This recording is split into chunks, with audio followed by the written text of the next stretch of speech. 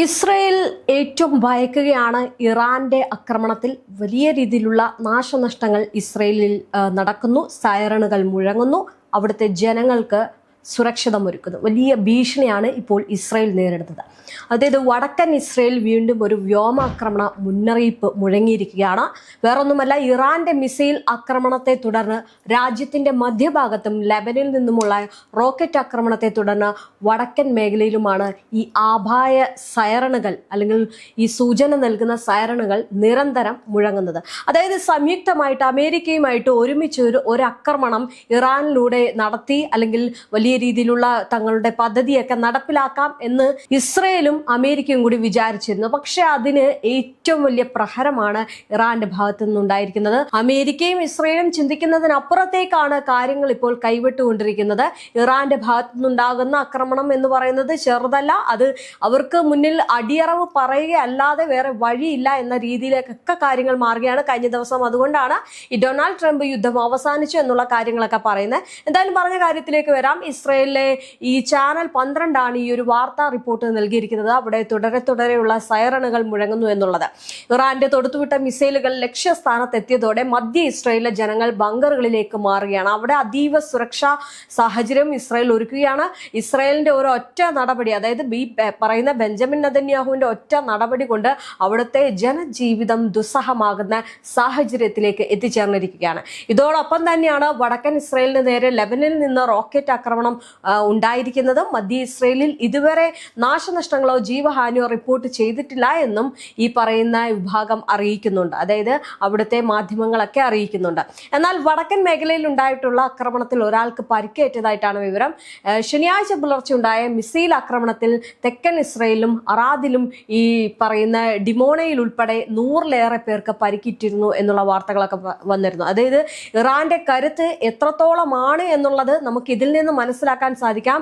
അങ്ങോട്ട് പോയി വടി കൊടുത്ത് അടി വാങ്ങിച്ച ഒരു അവസ്ഥയാണ് ഇപ്പോൾ ഇസ്രയേലിനുണ്ടായിരിക്കുന്നത്. ഒരു പക്ഷത്ത് ഈ യുദ്ധം അവസാനിച്ചു എന്നും പറഞ്ഞ് എങ്ങനെയെങ്കിലും തലയൂരാന് ട്രംപ് നോക്കുമ്പോൾ ഈ പറയുന്ന ബെഞ്ചമിൻ നെതന്യാഹുവിന് വലിയ ഭീഷണിയാണ് ഇപ്പോൾ നടന്നുകൊണ്ടിരിക്കുന്നത്. മാത്രമല്ല വലിയ നാശനഷ്ടങ്ങളും അവിടെ ഉണ്ടായിക്കൊണ്ടിരിക്കുകയാണ്. ഈ പറയുന്ന ഡിമോണയിൽ ഇനി നോക്കുകയാണെങ്കിൽ 20-ലേറെ പേരുടെ നില ഗുരുതരമാണെന്നുള്ള റിപ്പോർട്ടുകളൊക്കെ പുറത്തു വരികയാണ്. ഇത് ഇസ്രയേലിനെ സംബന്ധിച്ച് വളരെ അസ്വസ്ഥമാക്കുന്ന ഒരു കാര്യമാണ്.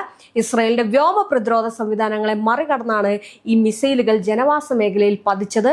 ഇത് എന്ന് പറയുന്നത് ഇസ്രയേലിനെ അല്ലെങ്കിൽ ബെഞ്ചമിൻ നെതന്യാഹുവിനെ സംബന്ധിച്ചിടത്തോളം വലിയ ഭീഷണിയാണ് ഇറാന്റെ ഭാഗത്തു നിന്നുണ്ടാവുന്നത്. ഇതിന് പിന്നാലെയാണ് വീണ്ടും സൈറണുകൾ മുഴങ്ങുന്നത്. അവിടെ സൈറണുകൾ തുടരെ മുഴങ്ങുകയാണ്. ഇറാന്റെ ഒരു ലക്ഷ്യം എന്ന് പറയുന്നത് നേരത്തെ പറഞ്ഞതുപോലെ അവരാണ് യുദ്ധം അവസാനിപ്പിക്കുന്നത്.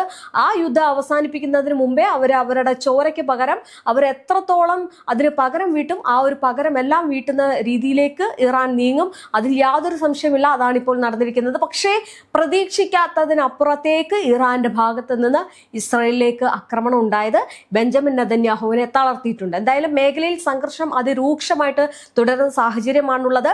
കൂടുതൽ വിവരങ്ങൾ ലഭ്യമാകുന്നേ ഉള്ളൂ. ഇതേ സമയം തന്നെ മറ്റൊരു സൈഡിനും വലിയ രീതിയിലുള്ള പ്രശ്നം ഉണ്ടായിക്കൊണ്ടിരിക്കുന്നത് വേറൊന്നുമല്ല, ഹോർമുസ് കടലിടുക്ക് തുറന്നു കൊടുത്തില്ലെങ്കിൽ ഇറാന്റെ ഊർജ്ജ നിലയങ്ങൾ തകർക്കുമെന്ന് US പ്രസിഡന്റ് ഡൊണാൾഡ് ട്രംപിന്റെ അന്ത്യശാസനയിൽ പിന്നാലെ കടുത്ത പ്രത്യാക്രമണ മുന്നറിയിപ്പുമായിട്ട് ഇറാനും രംഗത്ത് വരുന്നു. അവിടെയും വലിയ രീതിയിലുള്ള ഒരു യുദ്ധം പൊട്ടിപ്പുറപ്പെടാനുള്ള സാധ്യതകൾ ഏറെ ആയിക്കൊണ്ടിരിക്കുന്നു. ഈ ഗൾഫ് മേഖലയെ സംബന്ധിച്ചിടത്തോളം അവർ വളരെ ആശങ്കയിലാണ്. കാരണം ഈ യുദ്ധം തുടങ്ങി ഇന്ന് 3 ആഴ്ച പിന്നിടുമ്പോൾ ഏറ്റവും കൂടുതൽ പ്രതിസന്ധിയിലാകുന്നത് ഈ പറയുന്ന ഗൾഫ് മേഖലയാണ്. അവർക്ക് അവരുടെ ദൈനംദിന ജീവിതങ്ങൾക്ക് പോലും താറുമാറാകുന്ന രീതിയിലേക്കാണ് ഇറാന്റെ ആക്രമണങ്ങൾ നടക്കുന്നത്.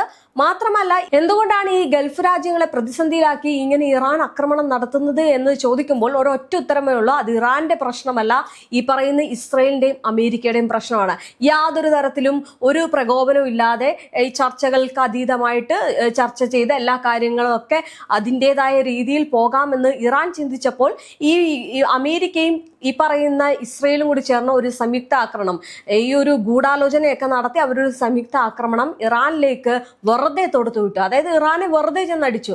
എന്നാൽ ഇറാൻ അതിൽ വീണു പോകും അല്ലെങ്കിൽ യുദ്ധത്തിന് അടിയറവ് പറയും എന്നൊക്കെ വിചാരിച്ചാണ് ഒരു ആക്രമണം അങ്ങോട്ടേക്ക് വിട്ടത്. പക്ഷെ ഇറാന്റെ നിലപാട് എന്ന് പറയുന്നത് എക്കാലത്തും വളരെ വ്യക്തമാണ്. അവർ തിരിച്ചടിക്കും, അവർ കൊല്ലും, അല്ലെങ്കിൽ അവർ വധിക്കും, അല്ലെങ്കിൽ അവരതിന് പകരം വീട്ടും എന്ന് ചോദിച്ച് അല്ലെങ്കിൽ പറഞ്ഞു കഴിഞ്ഞാൽ അതേപോലെ പ്രവർത്തിക്കുന്ന ഒരു കൂട്ടം ആളുകളാണ് ഇറാൻ എന്ന് പറയുന്നത്.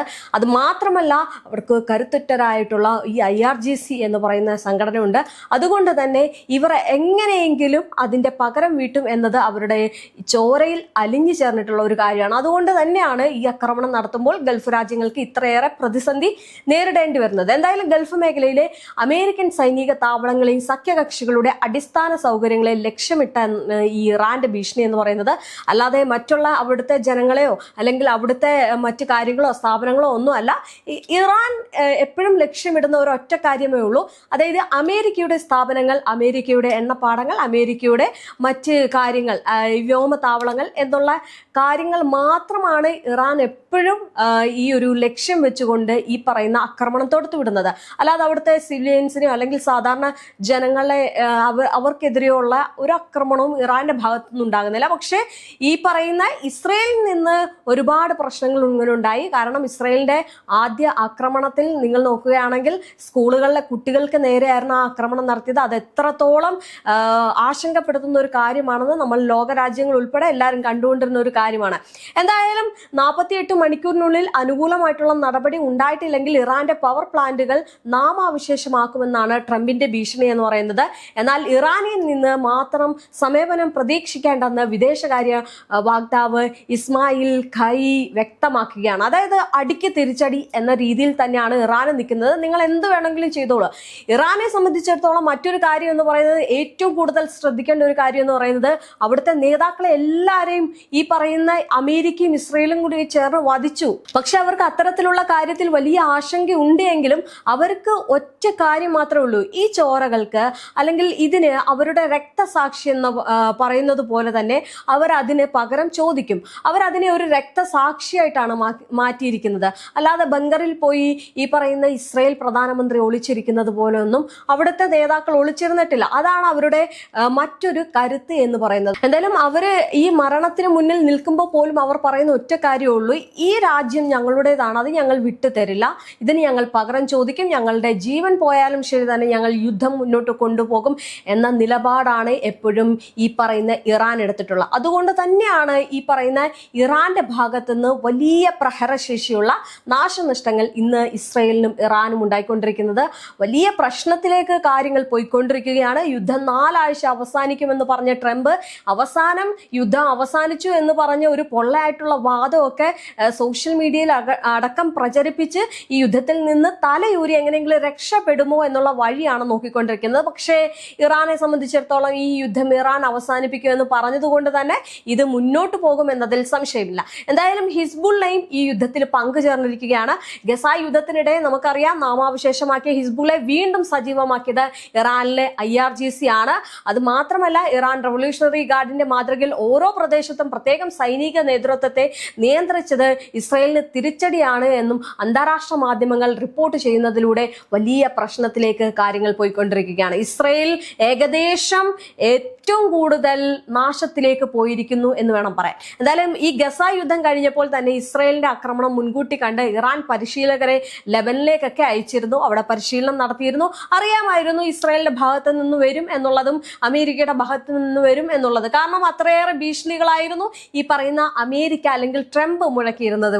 വലിയ രീതിയിലുള്ള വെല്ലുവിളികൾ നടത്തുന്നു, ഞങ്ങൾക്ക് ഇത്തരം കാര്യങ്ങൾ, അവർ വെച്ചിരിക്കുന്ന കാര്യം ഇറാന്റെ ഈ ആണവോർജം അല്ലെങ്കിൽ അവിടുത്തെ ഈ ആണവ സമ്പുഷ്ടീകരണത്തിലെ നിർമ്മാണങ്ങൾ നിർത്തിവെക്കണം എന്നുള്ള കാര്യങ്ങളൊക്കെ പറയുന്നു. പിന്നെ അവരുടെ ഭരണം ഞങ്ങൾക്ക് വേണം, അല്ലെങ്കിൽ അവിടുത്തെ എണ്ണപ്പാടങ്ങൾ ഞങ്ങൾക്ക് വേണം എന്നുള്ള കാര്യങ്ങളൊക്കെ ഒരു രാജ്യത്തിലെ ഈ പ്രസിഡന്റുമാരോ അല്ലെങ്കിൽ അവിടുത്തെ നേതാക്കന്മാരോ അംഗീകരിച്ചു കൊടുക്കത്തില്ല. കാരണം അത് മറ്റൊരു രാജ്യമാണ്. ആ രാജ്യത്തിലെ അവകാശങ്ങളും ഭരണങ്ങളും അതിൻ്റെതായ രീതിയിൽ അവിടെ നടക്കും. അവിടുത്തെ ജനങ്ങൾക്ക് അവിടെ പറയാനുള്ള ആവിഷ്കാര സ്വാതന്ത്ര്യമുണ്ട്. മറ്റുള്ള രാജ്യങ്ങൾക്കും ഈ പറയുന്നത് പോലെ അഭിപ്രായങ്ങൾ പറയാനുള്ള സ്വാതന്ത്ര്യമുണ്ട്. പക്ഷേ ഒരു രാജ്യത്തെ പിടിച്ചെടുക്കുക അല്ലെങ്കിൽ ആ രാജ്യത്തെ പോയി ഭരിക്കുക എന്നൊക്കെ പറയുന്നത് അത് ഒരിക്കലും നിയോജിക്കാത്ത ഒരു കാര്യം കൂടിയാണ്. എന്തായാലും ഇസ്രയേൽ US സഖ്യത്തിന്റെ ഇറാൻ ആക്രമണത്തോടെ വീണ്ടും ശ്രദ്ധ നേടിയിരിക്കുന്നു ഈ ലെബനിലെ ഷിയ രാഷ്ട്രീയ പാർട്ടിയും ഈ സായുധ സൈനിക വിഭാഗമായിട്ടുള്ള ഹിസ്ബുള്ളയെ പ്രത്യേകം എടുത്തു പറയണം. കാരണം ഇറാൻ ആക്രമണം തുടങ്ങിയപ്പോൾ തന്നെ ഹിസ്ബുള്ളയുടെ ഭാഗത്ത് നിന്ന് ഈ പറയുന്ന ഇസ്രയേലിന് വലിയ രീതിയിലുള്ള പ്രശ്നങ്ങളൊക്കെ അല്ലെങ്കിൽ ആക്രമണങ്ങളൊക്കെ ഉണ്ടായിരുന്നു. ആ ഒരു ആക്രമണവും ഈ പറയുന്നത് പോലെ ഈ ഇസ്രയേലിനെ വളരെയധികം വളരെയധികം ആശങ്കയിലേക്ക് കൊണ്ടുപോകുന്ന ഒരു സാഹചര്യവും ഉണ്ടാക്കിയിട്ടുണ്ട്. എന്തായാലും വിവിധ പാശ്ചാത്യ രാജ്യങ്ങളുടെയും US അനുകൂല സഖ്യങ്ങളുടെയും പട്ടികയിൽ നിരോധിതമായിട്ടുള്ള സംഘടനയാണിത്. എന്തായാലും ഇറാന്റെ പിന്തുണയോടെ പ്രവർത്തിക്കുന്ന ഹിസ്ബുള്ള ഇസ്രായേലിനെതിരെ കനത്ത ആക്രമണം നടത്തിയിരിക്കുകയാണ്. അന്ന് ഇസ്രായേലിന്റെ വൻ തിരിച്ചടിയിൽ ഹിസ്ബുള്ളയുടെ ഭൂരിഭാഗം നേതാക്കളും കൊല്ലപ്പെട്ടെങ്കിലും തിരിച്ച് ഹിസ്ബുള്ള കൊടുത്തിരുന്ന ഒരു മറുപടി എന്ന് പറയുന്നത് ഈ ഇസ്രായേലിന് താങ്ങാവുന്നതിന് അപ്പുറമായിരുന്നു. എന്തായാലും ഹിസ്ബുള്ള വലിയ രീതിയിലുള്ള ആക്രമണത്തിലേക്ക് നീങ്ങിയിരിക്കുന്നു. എങ്ങനെയെങ്കിലും ഈ പറയുന്ന ഹിസ്ബുള്ളയ്ക്കും ഒരു പ്രതികാരമുണ്ട് ഇസ്രായേലിനോട്. അതുകൊണ്ട് തന്നെ ഇസ്രായേലിനെ തീർക്കാനുള്ള ഒരു ഒത്തുതീർപ്പിൽ എന്തായാലും ഈ പറയുന്ന ഹിസ്ബുള്ള ചേരും. ഈ IRGC മാതൃകയിൽ ഒറ്റ നേതൃത്വത്തിന് കീഴിലല്ലാതെ വിവിധ പ്രദേശങ്ങൾക്ക് പ്രത്യേക കമാൻഡുകളാക്കിയാണ് ഹിസ്ബുള്ളയുടെ ഈ ഘടന മാറ്റി അവിടെ നിയന്ത്രിച്ച് പോകുന്നത്. മാത്രമല്ല ഈ പറയുന്ന ഈ ഒരു ഘടനയിലൂടെ തന്നെയാണ് ഇസ്രായേലിനെ നേരിട്ട് ആക്രമിക്കുന്നത്. എന്തായാലും വലിയ രീതിയിലുള്ള ഒരു തിരിച്ചടി ഹിസ്ബുള്ളയുടെ ഭാഗത്തുനിന്നും ഇറാൻ ഉണ്ടാകുന്നത്. എന്തായാലും ഹമാസിന് ഹിസ്ബുള്ളയ്ക്ക് ശേഷം ഇസ്രായേൽ ഇനി എത്തുക ഇറാനിലേക്കാണെന്ന് നേരത്തെ തന്നെ അറിയാവുന്നത് കൊണ്ട് തന്നെയാണ് ഇവർ ഈ ഒരു പറയുന്ന അനുകൂല കക്ഷികളെ വലിയ രീതിയിലുള്ള തയ്യാറെടുപ്പിലേക്ക് എത്തിച്ചത്. ഇറാൻ അവർ നേരത്തെ പറഞ്ഞതുപോലെ ഒരു പരിശീലനം നടത്തി, അവർക്ക് വേണ്ട കാര്യങ്ങൾ കൊടുത്തു, ഹിസ്ബുള്ളയെ ചേർത്ത് നിർത്തി. മാത്രമല്ല ഹിസ്ബുള്ളയുടെ കാര്യങ്ങൾക്കൊക്കെ ഇവർ കൂടെ നിന്നതുപോലെ തന്നെ നേരത്തെ ഞാൻ ഒരു വീഡിയോയിൽ പറഞ്ഞിരുന്നു, ഈ പറയുന്ന റഷ്യക്കൊപ്പം നിന്നതാണ് ഇറാൻ, അതുകൊണ്ട് റഷ്യ സഹായിക്കും. അതുപോലെ തന്നെ ഹിസ്ബുള്ളയ്ക്കൊപ്പം നിന്നതാണ് ഇറാൻ, അതുകൊണ്ട് ഹിസ്ബുള്ളയും തിരിച്ച് ആ ഒരു സഹായം ഉണ്ടാകും. അതുകൊണ്ട് തന്നെയാണ് അവർ ഒരു സംയുക്തമായിട്ട് തിരിച്ച് ആക്രമണം നടത്താൻ ഉദ്ദേശിക്കുന്നത്. എന്തായാലും ഹിസ്ബുള്ളയുടെ ഭാഗത്ത് നിന്നും ആക്രമണം വലിയ രീതിയിൽ ഈ പറയുന്ന ഇസ്രായേലിലേക്ക് ഉണ്ടായിട്ടുണ്ട്. എന്തായാലും അതും വളരെ പ്രശ്നങ്ങൾ ഇസ്രായേലിൽ ഉണ്ടാക്കി എന്നതും മറ്റൊരു സത്യമാണ്. എന്തായാലും ഇറാൻ യുദ്ധം തുടങ്ങിയതോടെ നൂറുകണക്കിന് റോക്കറ്റുകളും മിസൈലുകളും ഡ്രോണുകളും ലെബനിൽ നിന്നും പറന്നുയർന്നിട്ടുണ്ട്. വടക്കൻ ഇസ്രായേൽ വൻ നാശനഷ്ടം സൃഷ്ടിച്ചതോടെ ഇസ്രായേൽ കരസേന ലെബനാനിൽ പ്രവേശിച്ചിട്ടുണ്ട്. ലെബനാനിലെ ഔദ്യോഗിക ഭരണകൂടം ഹിസ്ബുള്ളയ്ക്ക് എതിരാണുള്ളത്. എന്തായാലും ഹിസ്ബുള്ളയെ നിരായുധീകരിക്കാതെ ലെബനിൽ ആക്രമണം നിർത്തില്ല എന്ന നിലപാടാണ് ഇസ്രായേൽ എടുത്തിരിക്കുന്നത്. രണ്ട് കാര്യമുണ്ട്, ഒന്ന് ഇറാനെ നോക്കണം, രണ്ടാമത്തെ കാര്യം എന്ന് പറയുന്നത് ഹിസ്ബുള്ളയെ നോക്കണം. എന്തായാലും ഈ തെക്കൻ ലെബനിൽ ഇസ്രായേൽ സൈന്യം ഭൂമി പിടിച്ചെടുത്തു എന്നൊക്കെ പറയുന്നുണ്ട്. ഈ ബെയ്റൂത്ത് ഉൾപ്പെടെയുള്ള ഇസ്രായേൽ തരിപ്പണമാക്കി ആയിരത്തിലേറെ സാധാരണക്കാരെ കൊന്നെങ്കിലും ഹിസ്ബുള്ളയുടെ റോക്കറ്റ് ആക്രമണം നിലച്ചിട്ടില്ല എന്നതാണ് മറ്റൊരു സത്യം. കാരണം അത്രയൊക്കെ അവർ പിടിച്ചെടുത്തു അല്ലെങ്കിൽ ജനങ്ങളെ കൊന്നു എന്ന് പറയുമ്പോഴും ഇത്തവണ ഈ പറയുന്നത് പോലെ തന്നെ ഹിസ്ബുള്ളയുടെ ആക്രമണം ഇതുവരെ നിന്നിട്ടില്ല എന്നുള്ളതാണ്. എന്തായാലും വലിയ രീതിയിലുള്ള ആക്രമണമാണ് ഈ പറയുന്ന ഹിസ്ബുള്ളയെ നടത്തിക്കൊണ്ടിരിക്കുന്നത്. എന്തായാലും ഗസ വെടിനിർത്താൻ സാധ്യത വന്നതോടെ 2024 നോക്കുകയാണെങ്കിൽ ഹിസ്ബുള്ളയെ പരിശീലിപ്പിക്കാൻ 100 സൈനിക ഉദ്യോഗസ്ഥർ ഇറാനിൽ നിന്ന് ലെബനിൽ എത്തിയെന്നാണ് ലെബന്റെ ഭരണകൂടത്തിന്റെ തന്നെ റിപ്പോർട്ട് എന്ന് പറയുന്നത്. അവർ ഹിസ്ബുള്ളയെ ഫൈറ്റർമാർ പരിശീലിപ്പിക്കുകയും ആയുധങ്ങൾ എത്തിക്കുകയും ചെയ്തിരുന്നു. ഒരു സമയം ഇറാനും ഹിസ്ബുള്ളയും തിരിച്ചടിയത് ഇസ്രായേലിന് വലിയ വെല്ലുവിളിയായിരുന്നു. എന്തായാലും ഈ ഒരു യുദ്ധം ഇപ്പോൾ 3 ആഴ്ച പിന്നിടുമ്പോൾ വീണ്ടും സജീവമായിരിക്കുകയാണ് ഹിസ്ബുള്ള എന്ന് പറയുന്നത്. അപ്പോൾ ഹിസ്ബുള്ളയും ഈ പറയുന്ന ഇറാനും കൂടി സംയുക്തമായിട്ടൊരു ആക്രമണം നടത്തിയാൽ തീരാവുന്നതേ ഉള്ളൂ ഇസ്രായേൽ എന്നതാണ് മറ്റൊരു സത്യം. എന്തായാലും ഇതോടെ പൂർണ്ണ ശ്രദ്ധ ഇറാനിലേക്ക് കൊടുക്കാൻ എന്തായാലും ഇസ്രായേലിന് കഴിയില്ല. കാരണം ഹിസ്ബുള്ള മറുവശത്ത് സജീവമായതുകൊണ്ട് തന്നെ ഇനി ഹിസ്ബുള്ളയെ പ്രതിരോധിക്കുന്ന രീതിയിലേക്ക് ഈ ഇസ്രായേലിന് മാറേണ്ടി വരും. അതുകൊണ്ട് തന്നെ ഇറാന്റെ ഭാഗത്തേക്ക് ഇനി ഈ പറയുന്ന നെതന്യാഹു അധിക ശ്രദ്ധ കൊടുക്കത്തില്ല. എന്തായാലും റഷ്യയുടെ പിന്തുണയും ഇതിനുണ്ടായിരുന്നു എന്നാണ് റോയിട്ടേഴ്സ് ഉൾപ്പെടെ അന്താരാഷ്ട്ര മാധ്യമങ്ങൾ റിപ്പോർട്ട് ചെയ്യുന്നത്. അപ്പോൾ റഷ്യയും കൂടി വരികയാണെങ്കിൽ കാര്യം വലിയ രീതിയിൽ തന്നെ മാറും, അവിടുത്തെ സ്ഥിതിഗതികൾ മാറും, അതൊരു വലിയ യുദ്ധത്തിലേക്ക് മാറും എന്നതിൽ സംശയമില്ല. എന്നാലും ഇതിനിടയിൽ തന്നെ ഇസ്രായേലിന്റെ അയൺ ഡോം വ്യോമ പ്രതിരോധ സംവിധാനത്തിന്റെ അതീവ രഹസ്യങ്ങൾ ഇറാൻ രഹസ്യാന്വേഷണ വിഭാഗം ചോർത്തി എന്ന് പറയപ്പെടുന്നുണ്ട്. അത് ഈ ഇറാനെ സംബന്ധിച്ചിടത്തോളം വളരെ വിജയകരമായിട്ടുള്ള ഒരു കാര്യം കൂടിയാണ്.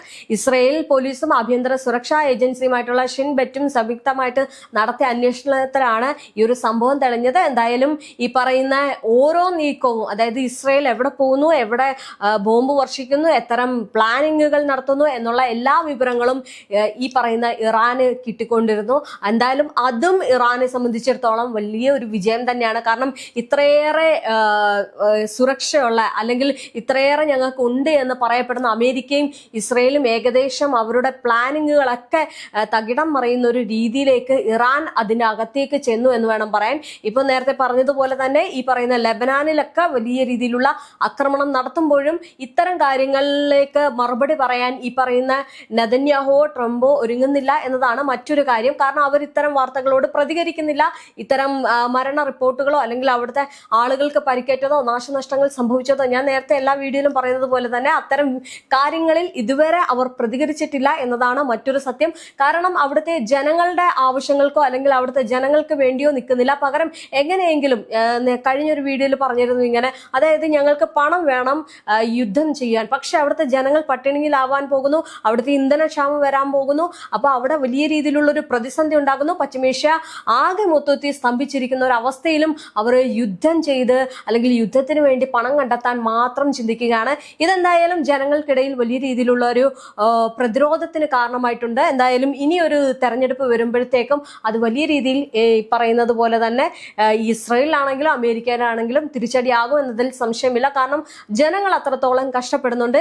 ഇതിൽ വേറൊരു കാര്യം എടുത്തു പറയേണ്ടത്, അവിടുത്തെ ജനങ്ങൾ പോലും ഈ ഇറാനെതിരെയുള്ള ആക്രമണത്തിൽ കൂട്ടുനിൽക്കുന്നില്ല എന്നുള്ളതാണ്. എന്തായാലും യുദ്ധം 3 ആഴ്ച പിന്നിടുമ്പോൾ എന്ന് അവസാനിക്കും എന്നുള്ളതാണ് നോക്കുന്നത്.